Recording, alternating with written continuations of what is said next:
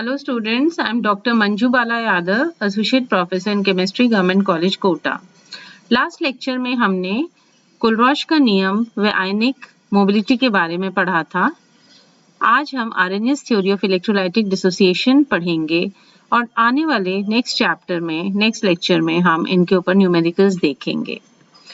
तो RNS theory जो है वो बहुत इम्पोर्टेंट मानी जाती है इलेक्ट्रोलाइटिक डिसोसिएशन में, और कुछ उसके जो हैं सिद्धांत हैं। तो उन सिद्धांतों को हम सबसे पहले जानें कि 1887 में आरेनियस ने जो आपकी इलेक्ट्रोलाइटिक डिसोसिएशन है, विद्युत अपघटनी वियोजन सिद्धांत है, उसको प्रतिपादित किया और उसके द्वारा विद्युत इलेक्ट्रोलाइट्स जो विद्युत अपघटनों के व्यवहार को समझाने में सहायता मिली और आधुनिक विवेचन का आधार भी तैयार हुआ। तो सबसे पहले उनके जो प्रमुख अभिग्रहित हैं वे हैं कि हम जैसे ही कोई भी इलेक्ट्रोलाइट को जल में घोलते हैं तो वह आयंस में जो है वह घोला जाता है, तो वह आवेशित कणों जिन्हें आयंस कहते हैं उसमें वियोजित हो जाता है, जो कि आपके कैटायंस और एनायंस हैं, धनायन और ऋणायन है। अब अगर हम विद्युत क्षेत्र के प्रभाव में से इन आयंस को स्वतंत्र रूप से इनकी गति करवाते हैं तो हमें पता है कैथोड और एनोड दो इलेक्ट्रोड जो हैं, जो कि आपका नेगेटिव और पॉजिटिव जिनके ऊपर चार्ज है, तो आयनों का भी जो है वो प्रवाहित होंगे और अपने जो ऑपोजिट चार्ज वाले इलेक्ट्रोड्स हैं उनके ऊपर वो जाएंगे, और चालकता आयनों की प्रकृति तथा उनकी संख्या पर निर्भर करती है। आप जो संख्या अगर हम बात करें धनायनों और ऋणायनों की तो वो भिन्न भिन्न हो सकती है, पर जो कुल उनके ऊपर जो आवेश होगा वो समान होगा, क्योंकि इलेक्ट्रोलाइट जो है वो हमारा विद्युत जो है विलयन विद्युत वो उदासीन होता है। अब अगर हम बात करेंगे डिग्री ऑफ डिसोसिएशन क्या है, वियोजन की मात्रा क्या है, तो हम कहते हैं आयनों में वियोजित मोलों की संख्या अपॉन प्रारंभ में लिए गए मोलों की संख्या, यानी कि जो आपने शुरू में जितना विद्युत अपघटन लिया था उसमें से कितने जो आयन जो है उसमें से वियोजित हो गए टोटल में से, वो उसकी वियोजन की मात्रा होती है। और यह ताप, तनुता, विलायक तथा विद्युत अपघटन की प्रकृति पर निर्भर करती है। अब हम मानते हैं कि विलयनों में जो आयंस हैं और जो अवियोजित अणु हैं उनके माध्यम में एक इक्विलिब्रियम स्थापित हो जाता है, जो कि इस प्रकार है। विद्युत अपघटन के जो गुण हैं उनके आयनों के गुण होते हैं। कोई भी इलेक्ट्रोलाइट के जो प्रॉपर्टीज हैं वो उसके जो विघटन से जो आयंस बनते हैं उनके ऊपर निर्भर करती है, जैसे कि आपका ऑस्मोटिक प्रेशर है, परासरण दाब, वाष्प दाब, अवनमन है, लोअरिंग ऑफ वेपर प्रेशर, हिमांक अवनमन है, क्वथनांक उन्नयन है, आदि जो अणु है, अनुसंख्यक गुण है, कॉलिगेटिव प्रॉपर्टीज है, वो भी प्रत्येक आयन एक कण पार्टिकल के समान व्यवहार करता है। हमें पता है जो कॉलिगेटिव प्रॉपर्टीज होती हैं हमारी relative lowering of vapour pressure, osmotic pressure, आपका जो है depression in freezing point and elevation in boiling point, ये सारी जो है कॉलिगेटिव प्रॉपर्टीज ये जो उनके कण हैं, आयन के जो कण हैं उनके ऊपर जो है निर्भर करती हैं। तो जो हमारे पोस्टुलेट्स हैं उनके आधार पर आरेनियस ने तनुता के साथ तुल्यांकी चालकता के मान में वृद्धि को वह समझा सका। उन्होंने कहा कि वियोजन की मात्रा, क्योंकि तनुता जो कि किससे रिलेटेड है, सांद्रता पर निर्भर करती है, अतः तनुता के साथ विलयन में आयनों की मात्रा भी वृद्धि होती है और परिणाम स्वरूप तुल्यांकी चालकता भी बढ़ती है, और अनंत तनुता पर विद्युत अपघटन पूर्ण रूप से आयनित हो जाता है। तो ये चीज हमने पहले भी देखी कि तनुता के साथ जो है तुल्यांकी चालकता में वृद्धि होती है, क्योंकि आयनों की संख्या जो है वो बढ़ती जाती है, और इनफाइनाइट जब डाइल्यूशन हो जाता है उसके बाद फिर वो कांस्टेंट हो जाती है।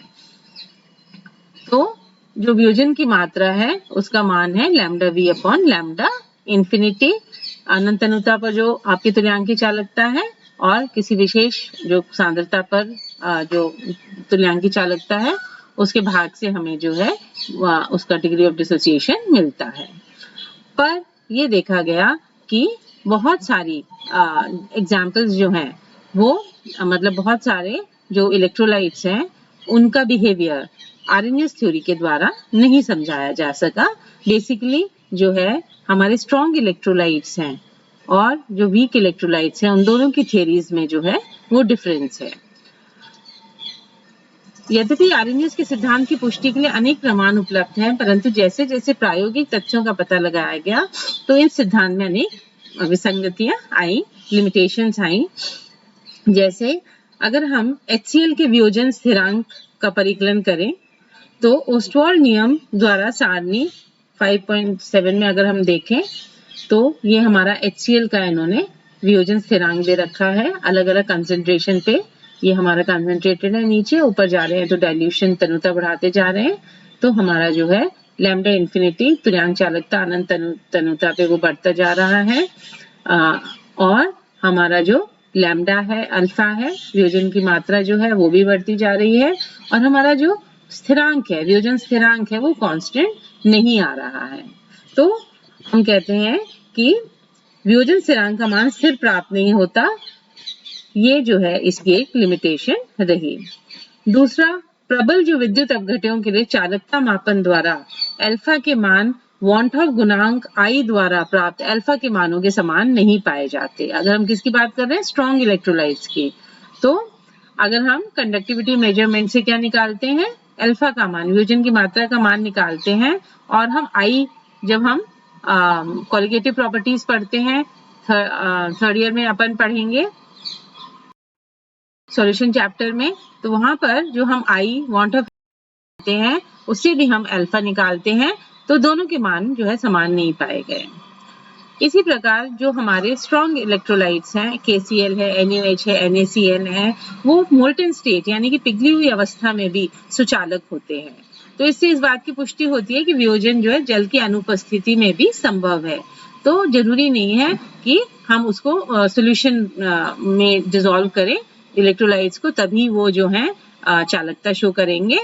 इसका मतलब मोल्टन स्टेट में भी वो जो है क्या होते हैं, सुचालक होते हैं। अब आर्हेनियस के सिद्धांत में आयनों के अस्तित्व को माना गया है, परंतु विपरीत आवेशित आयनों के मध्य आकर्षण का ध्यान रखा गया है।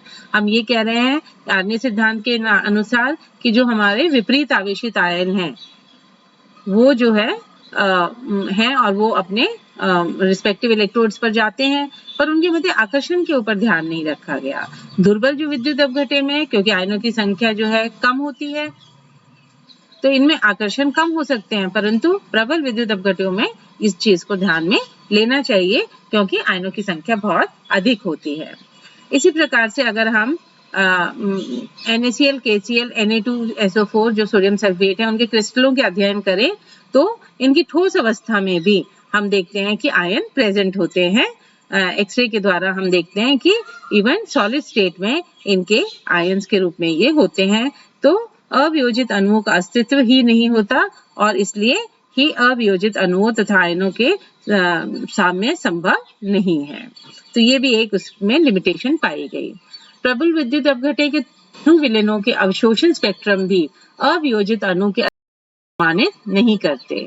जब हमने स्ट्रॉन्ग इलेक्ट्रोलाइट्स लिया और उनके जो तनु विलयन है उनका हमने एब्जॉर्प्शन स्पेक्ट्रम देखा तो वो भी अवियोजित अणु के अस्तित्व को प्रमाणित नहीं करते। जो हम मानते हैं कि इक्विलिब्रियम होता है जो अवियोजित और वियोजित अणुओं के बीच में, वो उसका प्रमाण नहीं मिलता। अब अगर हम कंपेयर करें स्ट्रॉन्ग और वीक इलेक्ट्रोलाइट्स को, है ना, 298 केल्विन पर उनकी तुल्यांकी चालकताएं देखें तो हम नीचे जो है डाइल्यूशन बढ़ाते जा रहे हैं। तो KCl, NaCl, HCl ये जो आपके स्ट्रॉन्ग इलेक्ट्रोलाइट्स हैं इनमें आप देखिए कि बहुत ज्यादा ऊपर से नीचे जब हम डाइल्यूशन कर रहे हैं तो बहुत ज्यादा इक्विवेलेंट कंडक्टेंस तुल्यांकी चालकता में चेंज नहीं आया है। पर जब हम वीक इलेक्ट्रोलाइट्स की बात करते हैं तो वहां पे जो है ये चेंज जो है रिमार्केबल है। 3.6 से 47 आ गया, 5.2 से 67 आ गया, जबकि ये 111 से 147 ही गया।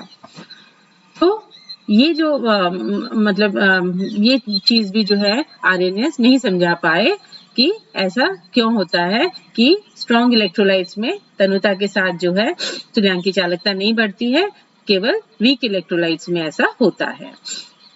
अब हम यदि एक ग्राफ बनाएं, यदि स्थिर ताप पर हम टेम्परेचर कांस्टेंट रख रहे हैं और तुल्यांकी चालकता और जो सांद्रता का वर्गमूल है उसके बीच में हम ग्राफ अगर ड्रॉ करते हैं तो इस प्रकार से हमारे पास स्ट्रॉन्ग इलेक्ट्रोलाइट्स और वीक इलेक्ट्रोलाइट्स का वेरिएशन हम देखते हैं।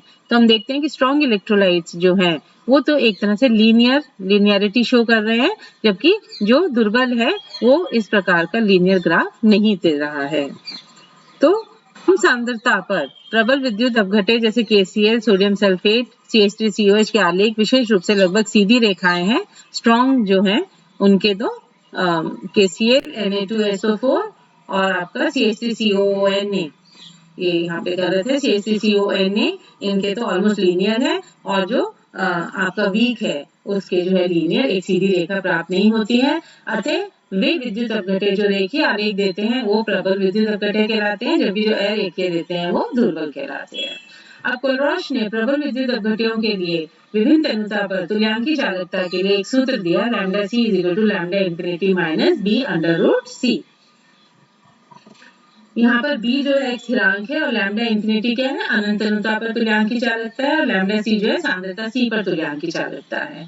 तो कोलरॉश का नियम जो है दुर्बल विद्युत अपघटों के लिए उपयोगी नहीं है। प्रबल विद्युत अपघटों की तुल्यांकी चालकता का चरम मान लिमिटिंग वैल्यू जो है आलेख को शून्य सांद्रता तक डेरिवेशन एक्सट्रापोलेशन करके प्राप्त किया जा सकता है। तो यहाँ पर हम अगर ये जो हमारे स्ट्रॉन्ग इलेक्ट्रोलाइट्स वाले ग्राफ है इनको अगर हम 0 तक एक्सट्रापोलेट कर देते हैं तो हमें अनंत तन्यता पे, यानी कि यहाँ पे सांद्रता हमने एक तरह से बहुत कम है, नगण्य के बराबर है, मतलब डाइल्यूशन बहुत ज्यादा है, तो वहां पर वो अनंत तन्यता पर आपका कहलाएगा। जबकि दुर्बल विद्युत अपघटों के लिए ये अगर हम डेरिवेशन विधि काम में ले तो ये पॉसिबल नहीं है, जैसा कि इसके वक्र से स्पष्ट है, क्योंकि शून्य सांद्रता के समीप यह वक्र लगभग स्पर्श रेखीय टेंजेंशियल है। ठीक है ना, शून्य के करीब ये जो है टेंजेंशियल है इसका। तन्यता पर तुल्यांकी चालकता में वृद्धि केवल विद्युत अपघटे के आयनन की मात्रा में वृद्धि के कारण होती है। तो हम कहते हैं कि जब हम डाइल्यूशन कर रहे हैं तो जो इक्विवेलेंट कंडक्टेंस में जो वृद्धि हो रही है वो किस लिए हो रही है, क्योंकि अल्फा बढ़ता जा रहा है, डिग्री ऑफ डिसोसिएशन आयनाइजेशन जो है वो बढ़ता जा रहा है। अतः स्पष्ट है कि तुल्यांकी चालकता का एक निश्चित मान प्राप्त होता है। इस तन्यता पर आयनन की मात्रा भी निश्चित होगी। इसलिए किसी तन्यता पर यदि तुल्यांकी चालकता का मान लैम्डा V आयनन की मात्रा अल्फा और अनंत तन्यता पर तुल्यांकी चालकता लैम्डा इंफिनिटी हो तो अल्फा जो है लैम्डा V/लैम्डा इंफिनिटी हो जाएगा। तो हम कह रहे हैं कि अगर किसी तन्यता पर जो आपकी तुल्यांकी चालकता लैम्डा V है और अगर ये लैम्डा इंफिनिटी अनंत तन्यता पर है तो उससे हम अल्फा का मान निकाल सकते हैं।